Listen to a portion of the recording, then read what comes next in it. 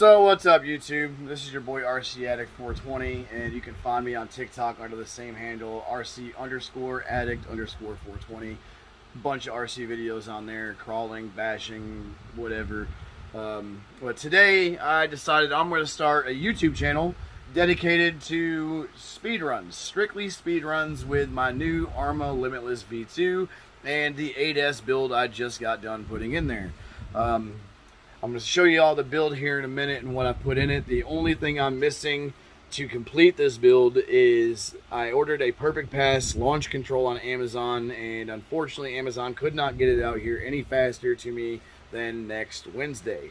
So I leave out of town for work tomorrow for a week, so hopefully when I get back into town it'll be there or be here and I can get it put in. But the other thing is my 17-year-old daughter, who is a super talented artist and uber particular, is painting the body, so she's going to take her time on it. She said it's going to take about a week and a half, and it's been about 3 days since she started, so we got about another week or so go. But it's going to look badass when she's done. Like I said, she's super fucking talented, and I can't wait to see what she does with it. Told her I don't care what theme she puts on it. She's got free reign, so whatever it is, it's her ideas. I hope y'all like it when it's finished. But anyways, without further ado, here's the V2. So today I'm going to show y'all what I got in there, and there's one battery underneath that little 2S Lipo, and then there's another 4S battery right there, and they are the NHX Muscle Pack 8000 mAh, either 100C or 120C, I don't remember, but the 4S batteries with the QS8 anti-static connectors. And then the motor fan that I've got, it runs off of a balanced battery connector. This battery's got a Dean's on it, but I only need the balance. But it is an Ovonic 4600 kV, or not kV, 4600 mAh 35C 2S Lipo battery. And speaking of the motor fan itself, it is the DKKY dual motor fan for 1/7 and 1/8 scale vehicles. And it is sitting on the Castle Creations 1721 2400 kV wicked fucking motor, just wicked motor. I've seen a bunch of videos before I bought it, and it is supposed to be the most powerful RC motor that Castle makes, so we're gonna go for it. And on it we have a 34 tooth Mod1 8mm bore pinion gear that is literally the smallest pinion gear that you can fit on this car to meet the spur or the spool gear right there. So I don't know if that's going to get us to the speed that we want to get, but that's where we're going to start at. I have a 34, 35, 36, and 37 tooth, and I'm going to order the 38, 39, 40, 41, and 42 to see if that'll get us to where we want to go if the 37 tooth that I have isn't fast enough. So anyways, powering all that is the Castle Creations XL2 ESC, and that thing is fucking massive. It is just a massive ESC. Like, I have no room between it and my battery tray. Speaking of battery trays, I had to cut out part of the rear. You can't really see it, but right there where the strap is, I had a plastic piece that went across there and the battery wouldn't fit, so I had to cut it out. But that's what's powering all this. And then we've got the GDW 25T 56 kg steering servo, and it is pretty fast from what I've seen so far, just messing around with it, lifting it up and steering everything. We haven't had a run with this car yet. The ESC literally just came in about 2-3 hours ago, so I just got done with this build probably about an hour or so ago. And then we've got the GNSS performance analyzer, distance, and speed recorder, and it's got a bunch of other bells and whistles in it that I've just not really messed with yet. But that's what we're running in there. And then for a receiver, we have in this one, I have the Radiolink RC6GS receiver, and for the transmitter we have the new Radiolink RC8X, which is a full digital display 8-channel transmitter. It's got buttons everywhere. The steering can be switched from right hand to left hand drive. It holds up to 100 cars, and the memory can be upgraded. It starts with a 32 gigabyte micro SD card and can go up to a 64 gigabyte micro SD. So that's pretty badass. And most people, when they see Radiolink, they think budget-friendly, cheap remotes. This one, however, is not. It's a $300 transmitter, and just the feel of it, like, you can feel it. It's really good material. It's powered by a 2 or 3S Lipo with the JST connector, or it can take 8 AA batteries. I'm running the Lipo batteries in it. That's what I'm running in there right now. It is a 1000 mAh 50C Ovonic with this little JST connector. A little bitty fucker, but it works. But it's a beast. And this transmitter is completely compatible with Radiolink receivers, and it's compatible with all of them from RC4GS, the RC6GS, RC7GS, and RC8GS receivers. So it's kind of cool because, yeah, the transmitter is $300. It's not exactly budget friendly, but it's $300 on Amazon, so it's right up there with your mid-tier Futabas, Spectrums, FlySky radios, all that good stuff. But where Radiolink really has their price point, and it kind of outduels the rest of them, is your Futabas, FlySkys, Spectrums. You're going to spend anywhere from $300 to $1,000 for the transmitter, and for a good one anyway. And then your receivers are going to range anywhere from $50 to $80, $90 for each receiver. Radiolink, the 8GS, the biggest receiver they have, the 8-channel receiver, is only $26.99 on Amazon. So the price is about $15 cheaper for the cheapest version of the Futabas, Spectrums, and all that for receivers. So it kind of helps alleviate the pain of spending $300 on a transmitter, but it's Radiolink. So I mean, I love the transmitter itself. I've not had an issue out of it. I've had it for a couple months now, and I absolutely love it. Super easy. The only downfall is it's got so many buttons and gadgets on it. Like, you're bound to hit some of them, but thank God most of the cars I have don't use nearly the amount of channels that it's capable of. So if I hit a button, it really doesn't affect it most of the time.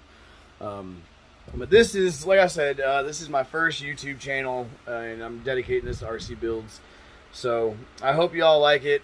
I'm going to get some videos of us testing it out without the body due to it not being painted at the moment, and to get those posted on here so y'all can see them. Don't be afraid to comment. Let me know what you think. If there's anything you think I can do better, or to better the car, or anything you think I screwed up, let me know, because I'm more than willing to listen to ideas and people's thoughts, or experienced people who've done this, to better this car and try and get to the speed that we're trying to get to. And we're trying to break that world record. And when I say we, I mean me and my wife. She has supported me every step of the way to this build. She's super excited to see how fast it can go and see if we can get the record. The record is currently 202.2 miles an hour. I don't remember the guy's name right off the top of my head, but there's this other guy I watch on YouTube. Y'all should check him out, and he has got some badass builds. And I'm talking speed builds, basher builds, it doesn't matter. He's got it all, and he is awesome. He inspired me to go after this as quickly as I have, and his name is Kevin Talbot. He's an awesome YouTuber. I love his videos. He's hilarious. I don't know if I'm supposed to be promoting him or not, but I'm going to, because he's funny as shit. Y'all need to watch his videos. They're awesome. He leaves a link in his description for all the parts he buys, so you can go through and look and see and compare and decide for yourself if that's where you want to go. But anyways, that's my first video, and y'all don't forget to like, follow, share, comment, and hit that little subscribe button at the bottom of your screen to get notifications for any new videos that we post with this car. And hopefully from here on out, it's going to be nothing but speed runs and adjusting to try and get to the record. This is just a base to start off at, to see where we're at and where we need to improve to get there. This motor is I did a shit ton of research on these motors, and I'm not trying to go dual motor right now. I'm going to try and do it as stock as I possibly can with the Limitless V2 without changing anything really, and go single motor and see if we can't gear it to get there. And if not, then we'll go from there and go dual motor, dual ESC if we absolutely have to, but I want to try and avoid it. Everybody I've seen go after this is either designed and built their own cars and got it to go 200 plus or break the record or whatnot, or they buy the Limitless and the only thing they keep out of it is the front and rear differentials and drive shafts, and buy a bunch of upgraded carbon fiber chassis and parts and stuff like that. If I need to do that, I will, but I really don't want to, because I mean, I spent $430 on the V2, and if all I need was the differentials, then I could just bought those and put them on the chassis. It probably would have been cheaper, but I don't know. I'm the kind of guy where I like to buy the rollers and see how tough Arrma really is. Like, if they can handle it. I've seen one video with a guy. He's mostly stock from what I can tell. And if he would have had more room than what he had, he probably would have hit about 210 plus. Because he had about 2,000 feet of room and hit 200 miles an hour. I mean, exactly 200 miles an hour, and then he ran out of room. So if you would have had just a little bit more room, maybe 500 to 1,000 more feet, he probably would have shattered the record, and it was the Limitless V2. Or maybe it was the V1, I don't really remember. But anyways, there's all kinds of people out there going after this record, and I'm just a regular Joe Schmo from Eastern Tennessee. I'm not a sponsored guy, none of that good shit. Just RCN is an addiction. I got into it crawling about a year and a half ago with a friend of mine that I work with. And from there, I've gotten into the bashing and the speed runs. I had an Arrma Vendetta that I had a Traxxas 2200 kV motor in with the Monster Mamba X 1/8 edition ESC in it. And I wrecked it at about 130 miles an hour and completely destroyed the car. Of course, if you know anything about the Vendetta, it's all plastic. It's 3S. It's not set up for anything like what I had it on, and it was running on 6S. So that kind of got me into this, but after I wrecked it, I was really disheartened and didn't know if I really wanted to go after this build anymore. So I waited about 6 months, and my wife looks at me. She's like, "You've been looking at this car every time I go to a hobby town, or you keep looking at it online, doing research." She's like, "You just need to buy it and go after it." So that's what we did. We decided about 2 weeks ago that we were just going to buy the car and go after it. And I was going to buy each thing individually and just kind of build it slowly. But like I said, there's so many people going after the record that I felt like if I waited to get the stuff that's in the car now, I'd be so far behind, even further behind than what I currently am on trying to get this record, that it just wouldn't have been worth it. So I pulled the trigger and just bought the stuff, and we're going for it. So anyways, I think that's going to be the end of my first video. I hope y'all enjoy the videos that I post. Don't forget to like, follow, share, comment, and hit that subscribe like I said before to get them notifications when we get new videos posted. But anyways, happy Monday, y'all. And if y'all are going for this record yourself, I wish you all the best of luck. If you have any questions for me, comment, ask a question. I will respond the best I can with the most knowledge that I can. If I don't know the answer, then I'll try and find it for you. And as well, if you guys have any ideas, comment them, or have your thoughts, comment them, let me know. I'm more than willing and more open to listening to people that's done this before. I'm not super experienced, but I've got a little bit of experience, so hopefully we can get this right. What's up, everyone? It's your boy RC Addict 420, and I posted earlier about how I got my build done. So we're gonna come out here and test it today, and we're in the Clinton, Andersonville, Tennessee area, and we're gonna run this little sumbitch. We ain't got a body for it right now, so I gotta be careful, but we're gonna let her rip for a little bit and see what she does without a body on, and go from there. A little test run. So There she is. First time it's ever touched asphalt. She's all hooked up. I'm gonna get the GPS going, and we'll have some videos for you here soon.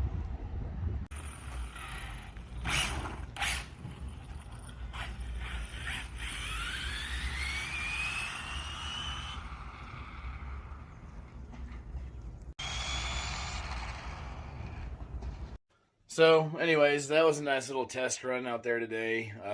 As y'all seen in the videos, I don't know if it was interference or if there was another issue going on causing the car to pull right. It's like I would lose signal. I couldn't even get it to full throttle at all. I couldn't even get it to half throttle before the signal would cut out about 400 or 500 feet away from me, and it'd just pull right.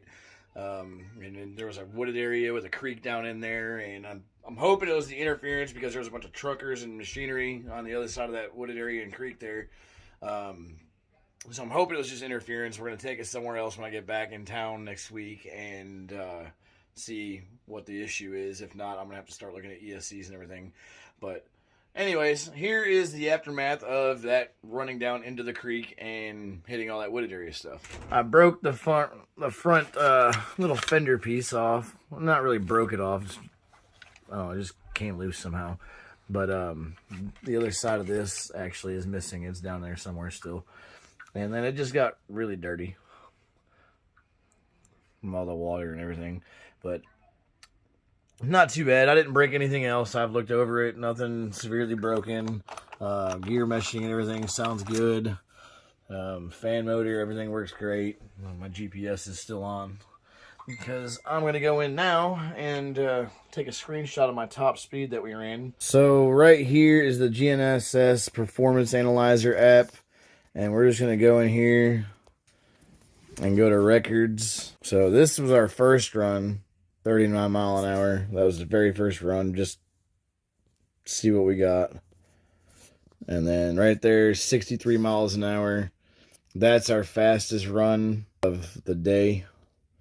And then that one, it was coming back at 50 miles an hour.